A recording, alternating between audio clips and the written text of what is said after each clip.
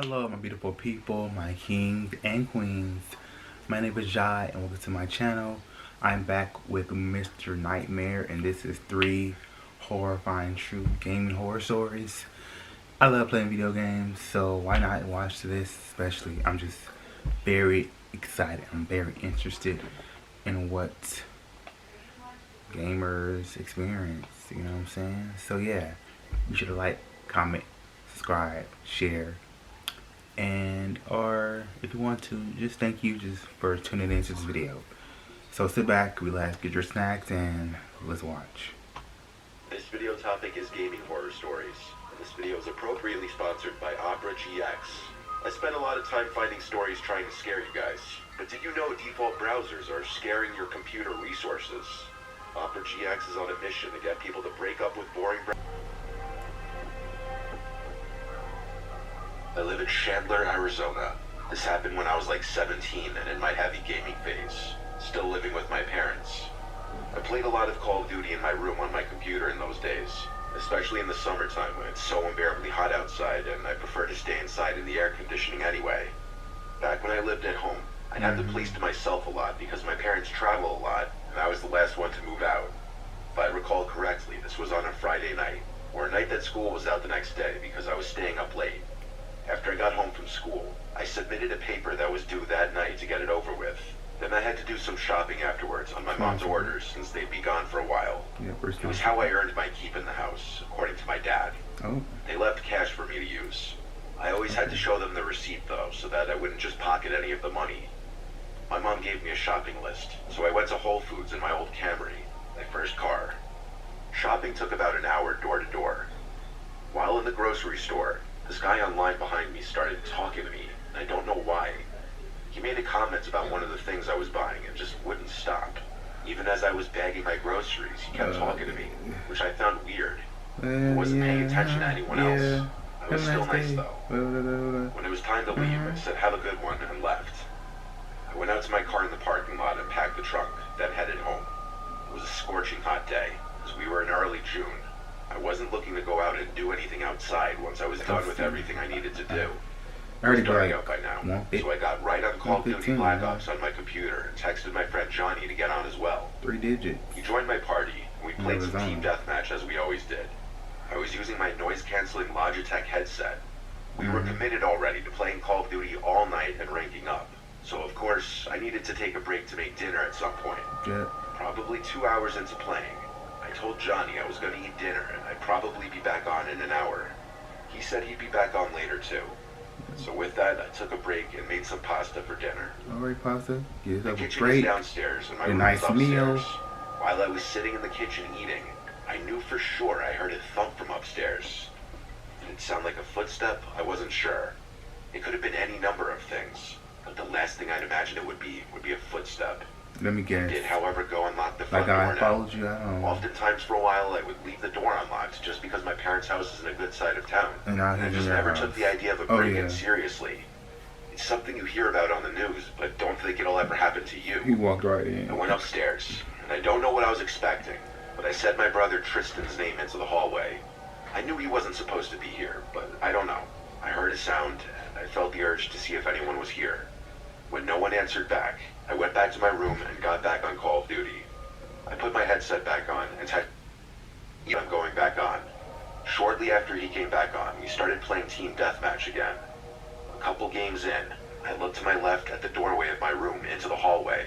I don't know if something in my peripheral vision or some other sense felt something there, but I would leave the door open when I was home alone, as my mom would tell me to. The hallway was dark except for the one little nightlight plugged into an outlet. My room shone blue from my wall lights. Some of the blue poured into the part of the hallway closest to my room. In between the crack of the door was total blackness. I couldn't see through it. I didn't think anything of it. After our next game, Johnny said he was taking a leak and walked away while we were in the lobby.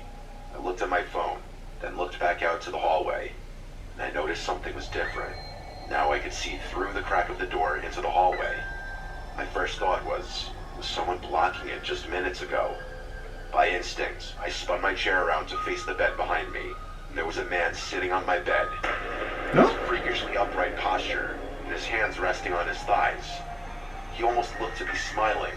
I was so alarmed I jumped out of my seat onto the desk and crawled onto the desk, causing my monitor and basically everything else to fall off of it. Oh, wow. I screamed, "What do you want?" And he started to actually smile now, showing his teeth, like he was laughing. I ran out of the room into the hallway. I stopped halfway down the hallway and looked back at my bedroom door. I heard the springs of my bed lifting, and then the guy slowly walked into the doorway and stopped. He stood there. I once again yelled, "What do you want?" Who? He then spoke in a stuttered, slow voice, Sure. asking if he could play too. I asked, "How did you get in here?" He stepped a few steps forward and pointed down the stairs. I assumed he was implying he entered through the front door.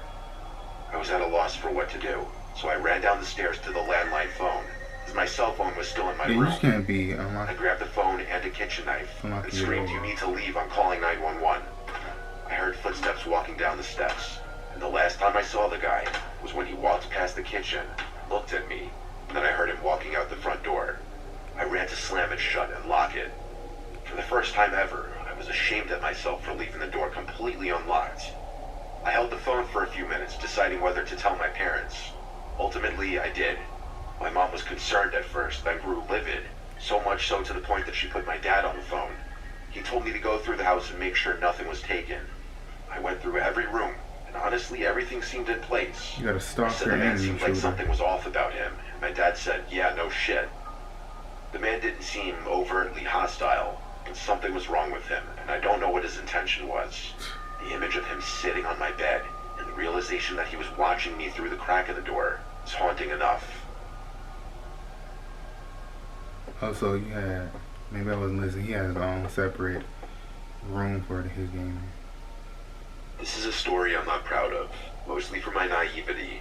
When I was in middle school and early high school, I didn't know how to talk to girls at all at school, but that's a lot of boys in middle school. I wasn't shy in general. I had friends and did normal things an 8th grader would do. I just had never kissed a girl or anything.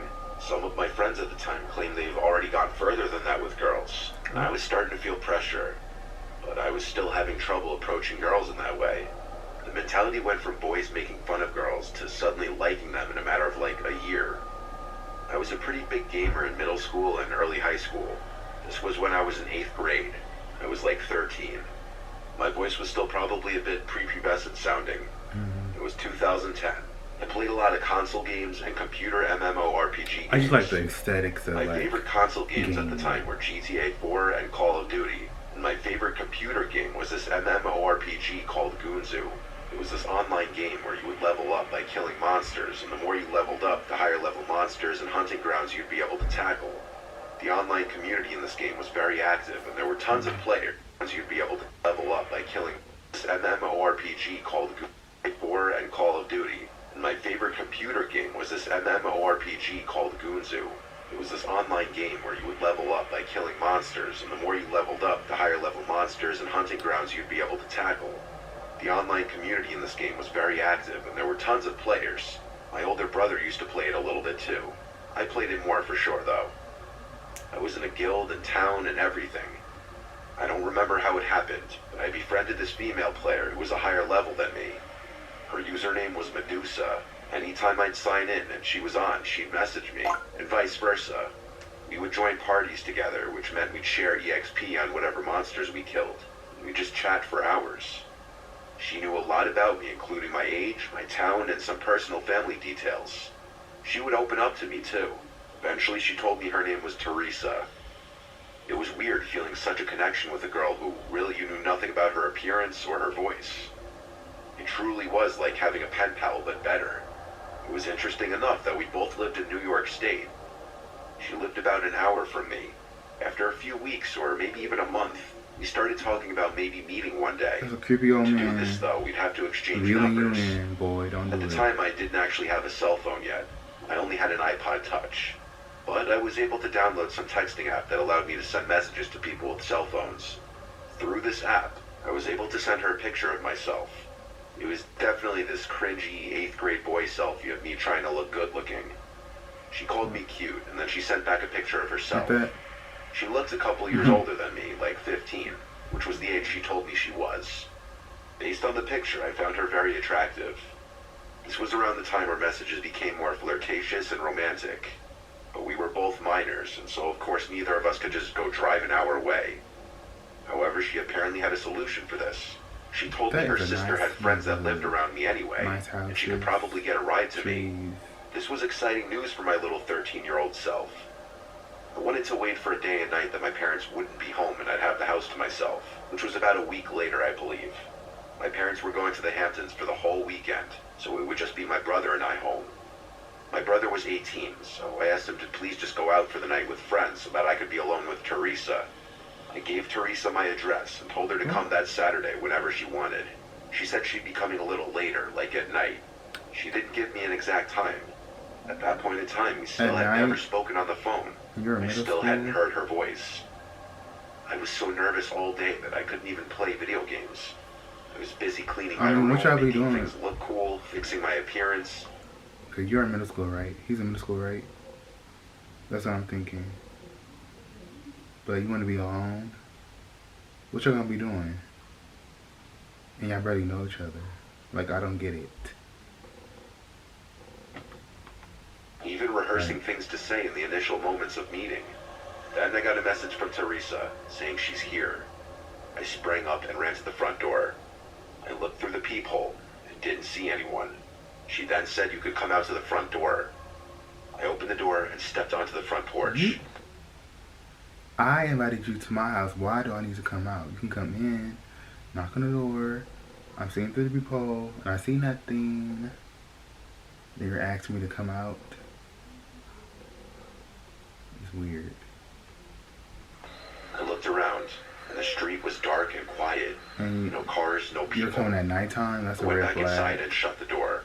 I messaged her back, saying I don't see you. She said back, oh, I must have the wrong house. Give me a minute. That was a bit weird.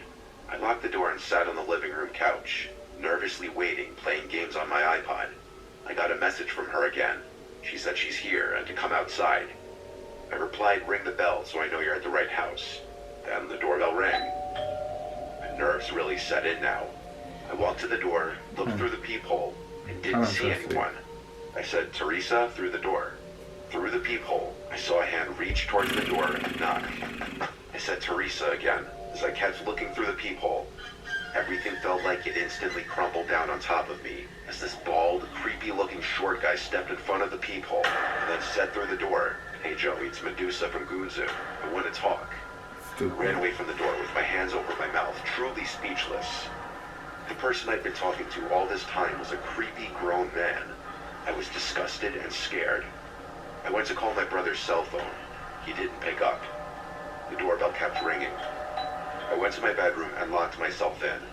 I held the house phone in my grasp, considering calling my parents, but too embarrassed to do so. My room was the only other room in the house with the lights on. I have a big window in my room that overlooks the whole side yard of our corner house. I turned off my lamp and slightly kinked the blind just a crack. And I saw that guy on the other side trying to look in. He started to knock on the window and started saying through the closed window how much of a connection we clearly have, that we can at least be friends. I responded nothing. I called my brother again, and he picked up this time. I said, please come home right now. The Teresa person was a grown man the entire time, and he's at my window right now. My brother's always been pretty big, even as a teenager. I feel safer with him being here. He said he was coming home with his friends right now. We stayed on the phone so I could tell him if anything happened. I ran to my parents' bedroom upstairs and hid there. The man was blowing up my message app, saying he would like to talk, and there's a reason he had to lie about who he was. When my brother got home, he told me he sees the guy outside. My brother and his 3 friends confronted the creepy short man outside, so I went outside now to watch. The 4 of them intimidated the man, calling him a sick fuck and such. And the man's defense was that he was concerned for my well-being, inviting strangers from online over, and that this was supposed to be a learning lesson. I refuted this claim by asking him why he would say that we could be good friends at my window. Innocent child. When my brother and his friends started pushing the man, he started quickly walking to his car. My brother kicked the guy's taillight, while one of his friends threw a rock at his window. He sped off down the road to never be seen again. This was humiliating and disturbing, but at the same time, I was really grateful of my brother and his friends to come to my aid. They potentially saved me from a seriously sick creep breaking into the house. It's still painful and uncomfortable, realizing all that time I spent opening up to who I thought was a girl my own age on a game. was some creepy grown man with a different agenda. Come on. You do better than that. You want to be alone with this girl, this close girl you don't even know, that you met online. The lesson learned from that. This happened last week. Just a bit of background information. I had just officially quit playing Fortnite. Not that it's important, but this was May 2021. So Fortnite had already had a lot of people quitting the game. My friend Brandon suggested that I download Apex Legends and play with him. I had already had the game downloaded, so I just updated it to the current version. So I logged on, and I remembered how bad I was at this game. I hadn't played since the game came out, so my stats were awful, and I had only the starting Legends. I means Pathfinder and Bloodhound, because I just thought that they were the two best starters. Something else to note, I have a very loud gaming headset, so I could barely hear any background noise. But to get to the actual story, it happened when I was home alone. My parents had gone out for their week-late anniversary dinner, and my brother was at his friend's house. I was playing Apex with Brandon, when he suddenly got a text from a random number. He said, "Dude, what the fuck, I just got a random message." "What does it say?" I asked. I remember exactly how it went. He said, "Look out the window." "Don't look out the window, dude, there's nothing there," I replied. "No," he says, "look out your window." Ooh. "What? Why?" I said, as I turned my head slightly to the right, then to the left. I didn't know which window to look out of, since this room has 5 windows. I looked at each of them in a panic. Then I found it. The one that was least visible from my couch. There was this man just standing there. It was clueless. I didn't think much of it because the dude was facing away from the window. Little did I know just yet. I put my headphones back on. Brandon just got another text. He told me, "Luke, I'm not messing with you. Dude, there's someone outside your window." "I know," I told him. Wait, I just how saw does he him. know? He's just looking the other way. "What?" he asked. "He just took a picture of you at the window looking clueless." "What the fuck?" I said. "I suggest you call the cops and get him out of there," he tells me. Then, strangely, he stopped talking, and there was that sound of an Xbox notification. He left the party. He never does that without saying bye or that he's going to bed. And I saw he was still in Apex, playing in a match. What the fuck? I muttered to myself again. Eventually, I got a party invitation from Brandon and asked what happened. Next thing I know, it was a deeper voice than Brandon's on the mic. I remember in every little detail what it said. "Come outside right now, or I will come in." I couldn't recognize the voice at all, but I knew the voice was that of a grown man. I looked back at the window, and sure enough, there he was, banging on the window. He looked completely demented. His face was a dark red, with his hands gushing blood. As he pounded on the window, it started to crack. I picked up my phone, which was right next to me. I was horrified to see it was at 1%, basically out of battery. I kept saying, "Oh shit," over and over. I put my phone to my ear and mouthed the words, "There's a man trying to break into my house. His face is dark red and his hands are bleeding." Next thing I know, he starts screaming while bashing at my window. Oh no. And I thought, wait a second. There's screen sheets in front of all of our windows. So how, if he never cut it, was he already at the glass? It took too much time to think. Finally, a shard of glass falls to the ground. A hole large enough for me to shout through opens up. I screamed, "Go away before the cops get here, you son of a bitch." I used too much breath on those words. Another shard falls, then another. I went to get a large knife from the knife block we have in the kitchen, and I returned to where the man was breaking the window. There was already a hole big enough for him to crawl through, and he had already started. I ran back to the kitchen and grabbed the cordless phone, ran upstairs and dialed 911. I told them the exact words that I mouthed on my cell phone earlier, along with the fact that he was now inside my home. Unfortunately, the only doors with locks upstairs are the bathrooms. So, thinking on my feet, I went into my parents' room, into that bathroom, and locked the door. At that moment, I was thinking I was being smart because I left the bedroom door wide open, and the bathroom door that's actually inside the bedroom is not visible from the bedroom door. I thought if that guy managed to come upstairs before the cops got here, he would see the door wide open and think I wasn't in here. Suddenly, I heard footsteps coming up the stairs. My heart started pounding harder than ever, and it got harder to breathe.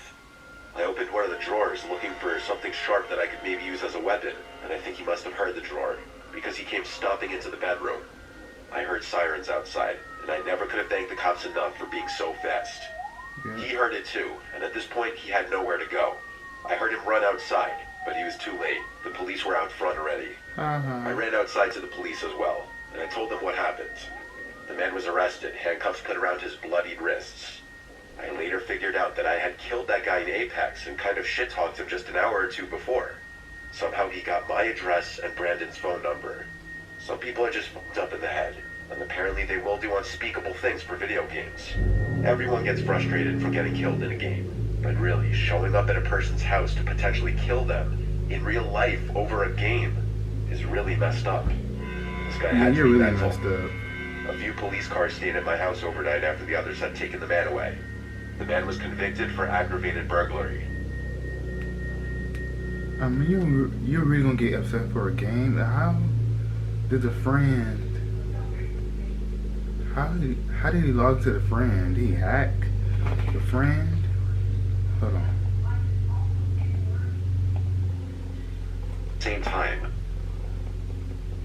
Basically, what I'm hearing, I think he was just on some hack type stuff, and he just had enough.